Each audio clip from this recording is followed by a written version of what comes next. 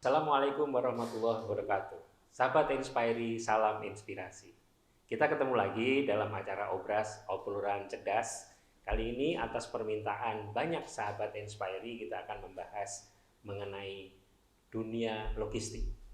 Yang konon kabarnya setelah 1 tahun, 1,5 tahun bahkan era pandemik ini, bisnis logistik ini salah satu bisnis yang survive bahkan tumbuh. Benarkah itu? Kita akan mendapatkan jawabannya dari narasumber kita kali ini, yaitu Bapak Asrul Sani. Beliau adalah CEO dan founder dari Sarana Mulia Group. Di dalamnya ada Sarana Mulia Logistik. Meskipun usianya baru 3 tahun, tapi kesehatan dan pertumbuhan dari Sarana Mulia Logistik ini wajib diacungi jempol. Pak Asrul, Assalamualaikum warahmatullahi wabarakatuh. Waalaikumsalam warahmatullahi wabarakatuh. Terima kasih banyak Pak Asrul atas waktunya. Kita ngobrol mengenai logistik ini Pak. Ya. Dunia yang sudah sekian tahun Pak Asrul geluti, sejak di BUMN ya Pak, kemudian di sektor swasta, kemudian sekarang sejak 3 tahun terakhir Pak Asrul menekuni bisnis sendiri di dunia logistik. Di depan tadi saya sampaikan bahwa 1,5 tahun pandemik ini konon bisnis logistik ini satu yang tumbuh dan sehat. Benarkah itu Pak?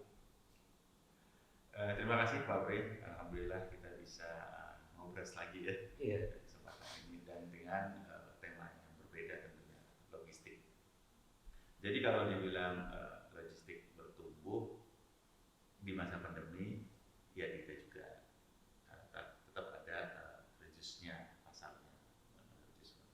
Karena kondisinya kan logistik itu sangat berpengaruh terhadap dari transaksi yang ada di domestik kita. Tentu karena transaksi yang menurun, ya volume bisnis logistik pasti berdampak.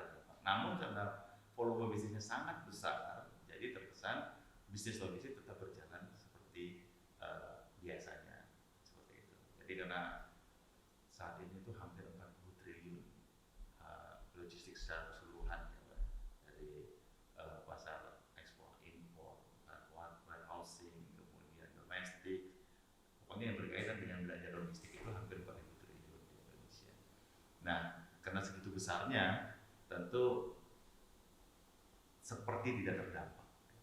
Namun yang perlu kita garis bawahi, transaksi secara nasional kan menurun, tentunya dampak logistiknya juga pasti menurun.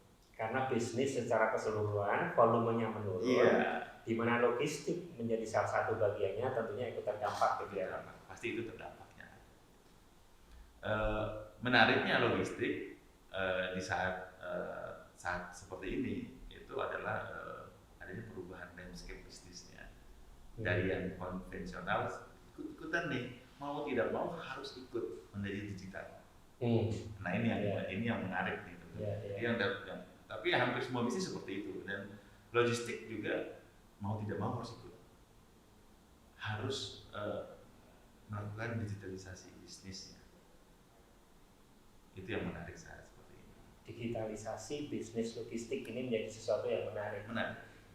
Ini Pak Asrul, sebetulnya sebelum pandemi terjadi itu kan sebetulnya investor yang masuk kepada sektor logistik yang dari luar maupun dari dalam kan tinggi sekali Pak, terutama di jasa kurir ya Pak. Nah menurut Pak Asrul gimana nih Pak, pengaruh pandemik itu sendiri dengan investasi yang sedang gencar sebetulnya? Nah ini yang saya sudah kemukakan, menarik karena ada perubahan landscape bisnis logistik. Dulu yang hampir B2B, bisnis to bisnis, itu sekarang lebih condong B2C.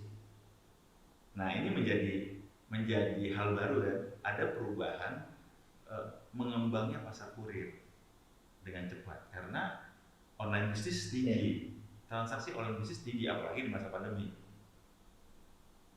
Dulunya teman-teman logistik yang bisnis to bisnis, sekarang ini bisnis to customer, direct to customer. Nah ini menjadi suatu perubahan yang cukup memberi warna bagi dunia logistik saat ini. Karena transaksinya online, maka kita teman-teman logistik harus berubah diri dari yang konvensional harus ikut ke digital agar bisa masuk ke pasar tersebut.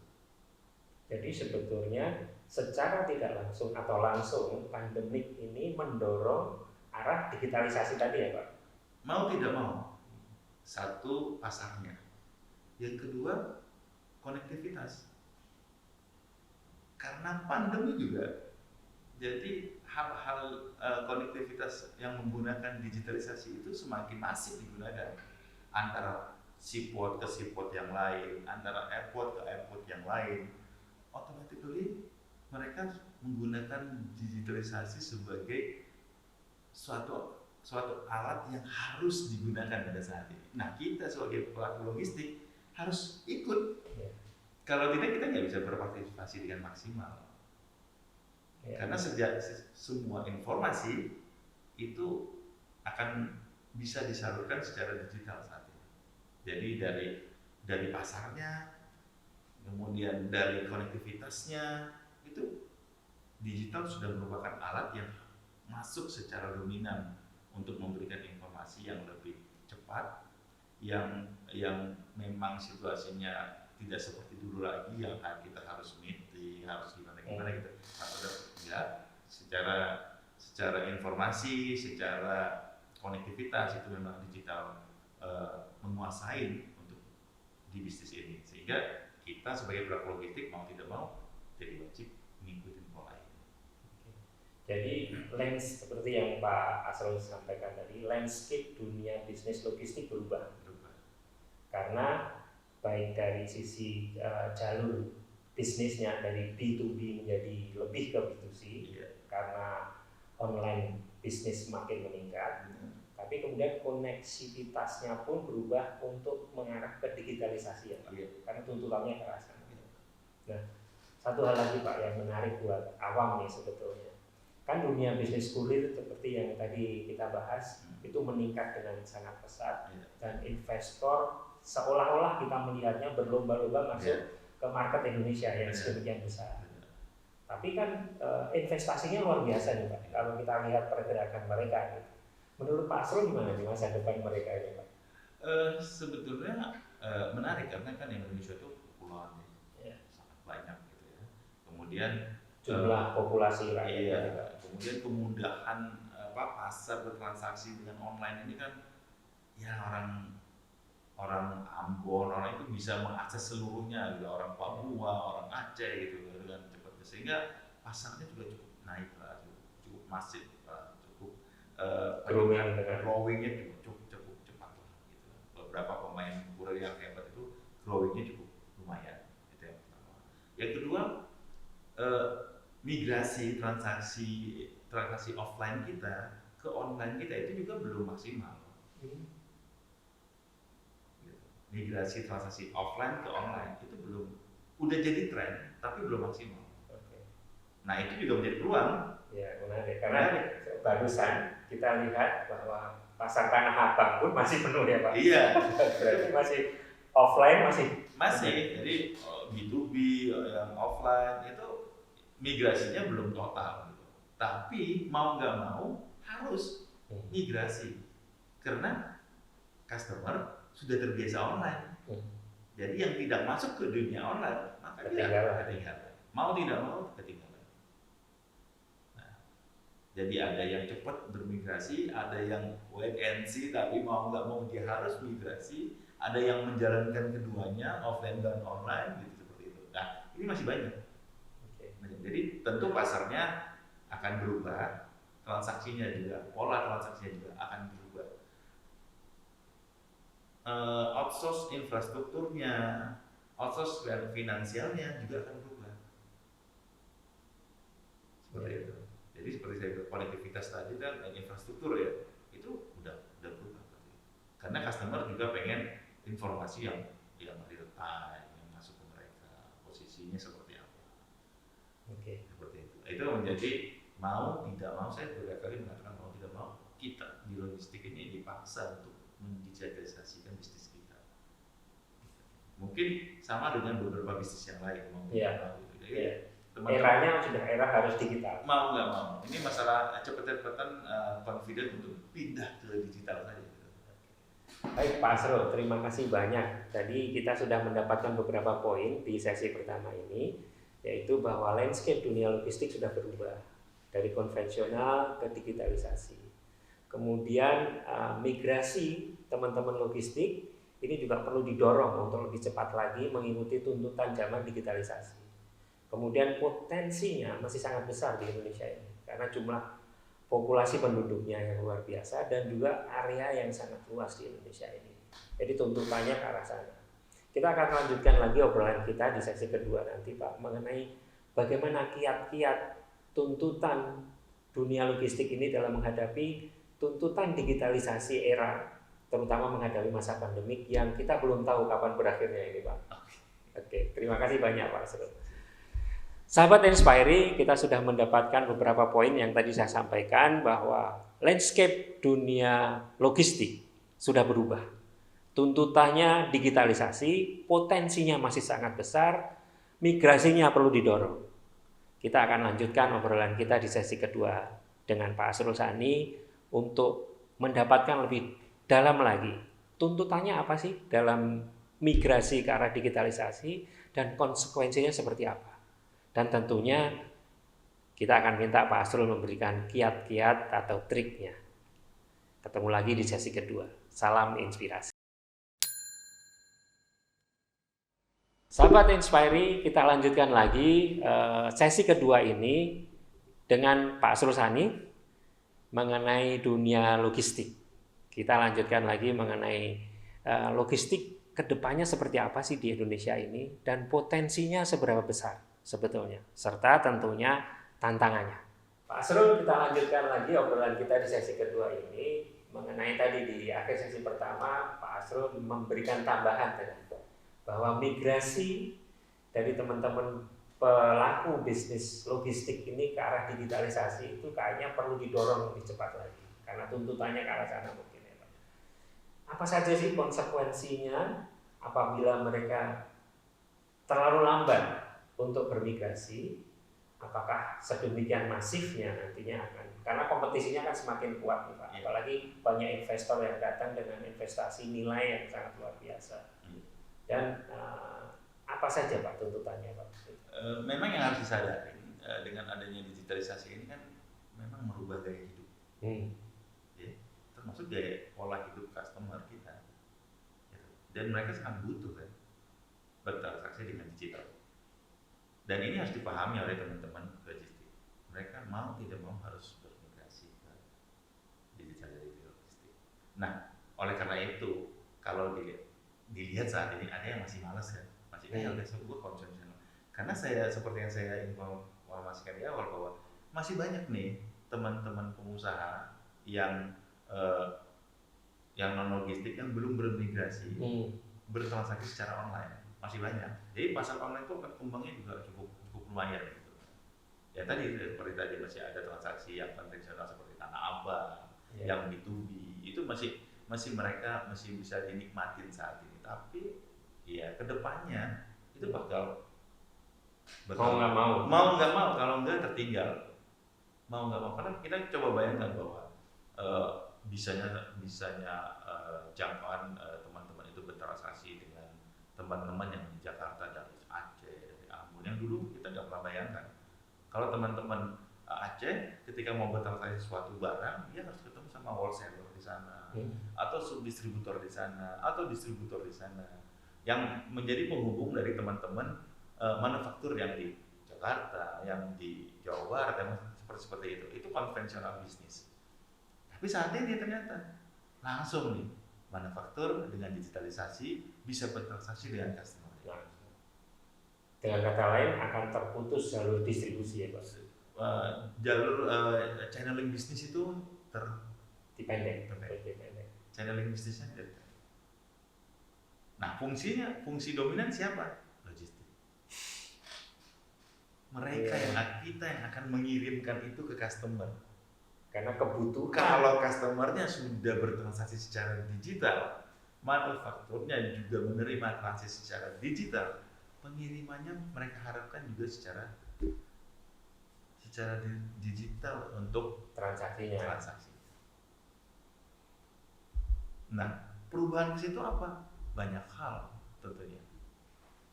Kecepatan informasi. Seperti itu kan. Real time. Itu udah pasti seperti itu. Kemudian semakin membuat trust, kepercayaan. Tracking juga ya Pak ya. Pasti seperti itu.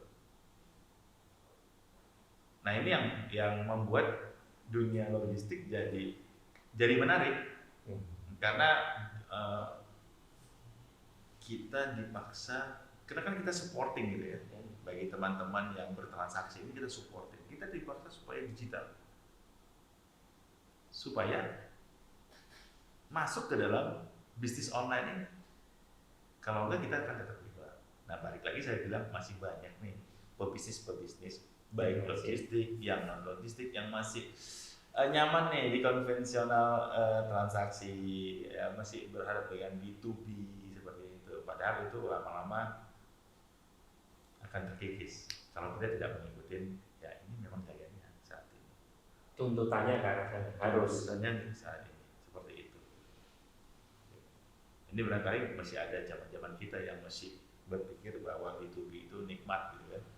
Tapi ini apa, teman-teman muda itu udah mengatakan digital itu nikmat gitu. Karena sangat mudah. Sangat mudah. Mereka bangun tidur bisa dagang, bangun tidur bisa bertransaksi, di rumah mereka bisa bisnis. Tiba-tiba barang sudah diambil dan diantar dengan informasi yang lengkap, dengan sistem barcode yang baik, dengan transaksi yang mudah. Sementara pendukung yang lain, finansial, teknologi juga berkembang pesat. Itu juga menjadi pendorong. Transaksi harus digital juga. Fintech berkembang. Itu menjadi pendorong. Jadi marketnya berubah, konektivitasnya mengharuskan kita juga ikut, karena konektivitas ini terutama seaport sama airport itu dibuat pemerintah connect secara online, secara digital. Mau nggak mau kita juga peserta yang menggunakan infrastruktur itu harus digital. Karena semuanya infrastruktur sudah terintegrasi ya Pak. Iya. Informasinya itu by digital semua. Jadi nggak seperti dulu gitu. Jadi bahwa digitalisasi itu adalah keharusan. Karena itu merupakan tuntutan. Iya. Karena di satu sisi itu memberikan kemudahan, dan juga peta bisnisnya banyak berubah dari B2B ke B2C ya Pak ya. Itu seperti itu. Mau nggak mau harus mengikuti ke arah sana. Mau nggak mau harus ke arah sana. Kalau mau survive. Seperti itu. Nah, ujungnya sebetulnya walaupun saat ini belum berdampak signifikan, tapi ujung-ujungnya apa? Ujung-ujungnya itu biaya logistik akan menurun. Ujung-ujungnya biaya logistik akan menurun. Karena apa? Karena semuanya akan transparan. Biayanya akan transparan semuanya. Jadi biaya distribusinya turun karena channel distribusinya yang terpotong atau gimana Pak? Kalau itu biaya barangnya turun. Oke. Iya, karena channel distribusinya berkurang. Biaya logistiknya juga turun karena hal-hal yang selama ini ada di jalanan itu bisa tidak ada lagi. Oke. Gitu.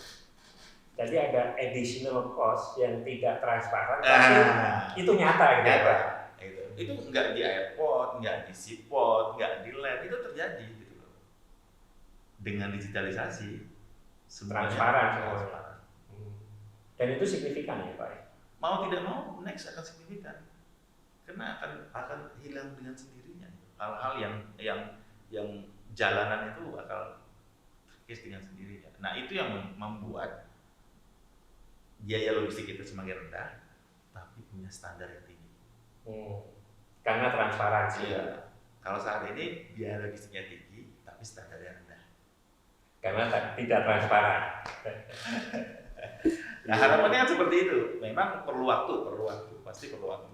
Dan kita pebisnis logistik yang siap, kita akan jadi pemain-pemain yang menikmati itu nanti. Menikmati bagaimana bisnis logistik ini bukan bisnis yang entry barrier-nya itu nol. Karena punya standar yang tinggi. Jadi entry barrier-nya itu ada. Ada beberapa tantangan di sana dan konsekuensi. Bukan seperti saat ini. Hmm. Entry barrier itu hampir nol. Siapa saja bisa bikin bisnis logistik. Tapi next, ada standar yang harus dipenuhi. Mau tidak mau seperti itu. Nah, disinilah teman-teman, kita pelaku bisnis logistik harus siap. Mumpung saat ini masih transisi, pasarnya masih transisi akan menjadi lebih besar.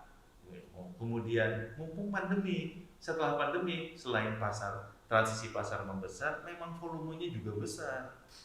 Mumpung juga kita tuh kepulauan, bukan satu saja gitu. Jadi sangat potensi untuk bisnis logistik.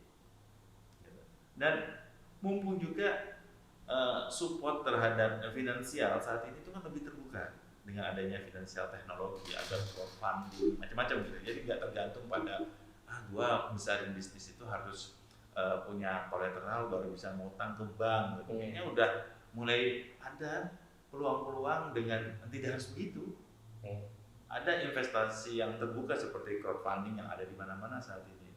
Ada juga finansial teknologi yang mulai mempermudah transaksi, ya kita mengambil dana ke mereka gitu. Dan itu menjadi hal yang baik juga bagi kita untuk bisa bersaing ke depannya untuk menyambut digitalisasi logistik ini. Dan harapannya adanya standar dari pemerintah terhadap bisnis ini sehingga tujuan pemerintah juga bisa tercapai. Para pelaku bisnis juga bisa menikmati bisnis dengan baik. Pasarnya membesar, pasarnya meningkat, fair dan transparan, kemudian belanja logistiknya itu biaya logistiknya itu rasionya bisa lebih kecil, namun standar pelayanannya meningkat baik, sehingga entry barrier terhadap bisnis ini itu baik. Ada standarnya untuk teman-teman pelaku usaha yang serius di bisnis ini. Jadi logistik kita itu menjadi industri. Selama ini belum menjadi pemain inti, baru supporting, tapi kedepannya Pak Asrul akan melihat ini menjadi pemain inti gitu ya Pak? Menjadi industri. Mungkin kita akan lihat nanti bahwa bisnis ini bukan merupakan komplementer di suatu alur bisnis yang ada, gitu loh. Tapi menjadi primary activity dari alur bisnis yang ada. Jadi bukan hanya komplementer. Nah itu kalau kita memiliki standar yang baik. Dan itu tentu regulasinya harus lebih baik. Dan Pak Asrul melihat kedepannya akan ke sana ya? Pasti, karena dengan adanya tol laut ya. Itu pembangunan seaport yang masif, airport yang ditingkatkan kualitasnya menjadi bandara internasional, itu banyak banget Pak. Yeah. Itu perkembangannya luar biasa dan itu dibangun dengan digital. Wah itu dan terintegrasi dengan digital, itu transparan gitu. Jadi semuanya itu on bill, transaksinya on bill. Wah itu sepertinya Indonesia akan ke situ, dunia logistik masa depannya ya seperti itu. Cerah bagi mereka-mereka yang mempersiapkan diri untuk berubah dengan kondisi perubahan yang cukup signifikan di masa yang akan datang. Dengan konsekuensinya tentunya. Baik, terima kasih banyak Pak Asrul di episode 1 mengenai logistik. Saya kira kita akan lanjutkan lagi di episode berikutnya Pak mengenai logistik karena waktunya sangat terbatas, tapi sangat menarik. Jadi kesimpulannya adalah dunia logistik itu masa depannya cerah dengan konsekuensi tentunya. Karena di depan logistik akan menjadi industri yang mempunyai peranan utama dalam alur bisnis yang selama ini dianggap sebagai komplementer, supporting gitu. Tapi ini akan menjadi kedepannya akan menjadi industri tersendiri yang peranannya semakin signifikan menjadi pemeran utama. Tentunya dengan tuntutan konsekuensi bahwa era digitalisasi harus diikuti dengan segala konsekuensinya karena tuntutannya memang ke sana. Tapi potensinya sangat luar biasa dengan jumlah populasi, dengan area yang luas luar biasa, tetapi pemerintah sendiri itu memberikan dukungan yang luar biasa untuk sektor logistik ya Pak. Iya, dengan seaport, airport, dan terintegrasinya sistem komunikasi dan alur distribusi dan tempat-tempat penyimpanan barang tentunya Pak ya. Oke.